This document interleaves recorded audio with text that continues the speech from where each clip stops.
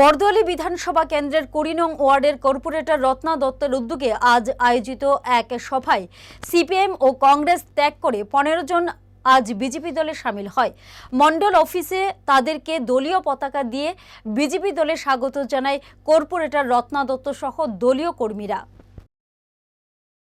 আজকে ২০ নম্বর ওয়ার্ডের পক্ষ থেকে আমাদের এখানে যারা জয়েন করেছে কংগ্রেস থেকে সিপিএম থেকে তাদেরকে আমি প্রথমে স্বাগত জানাচ্ছি। আমাদের ভারতীয় জনতা পার্টির পদ্ম শিবিরে আসার জন্য, আমাদের গৃহ শিবিরে আসার জন্য প্রথমে তাদেরকে আমি ধন্যবাদ জানাচ্ছি। কারণ আমাদের যশস্বী প্রধানমন্ত্রী, এরকম একটা প্রধানমন্ত্রী গতকাল আমরা দেখতে পেয়েছি যে মহারাষ্ট্র বিপুল পরিমাণ ভোটে আমরা জয়ী হয়েছি। সেই জয়ীকে কেন্দ্র করে আজকে ওরা আমাদের পদ্ম শিবিরে যোগদান করেছে। আমরা সবসময় জানি যে আমাদের ভারতীয় জনতা পার্টি সবার পাশে থেকে কাজ করে, সেই পাশে থাকা মানুষের পাশে থেকে কাজ করা, মানুষকে ভালোবাসা, সেই ভালোবাসার তাগিদে আমরা সবাইকে পাশে আনার জন্য চেষ্টা করছি।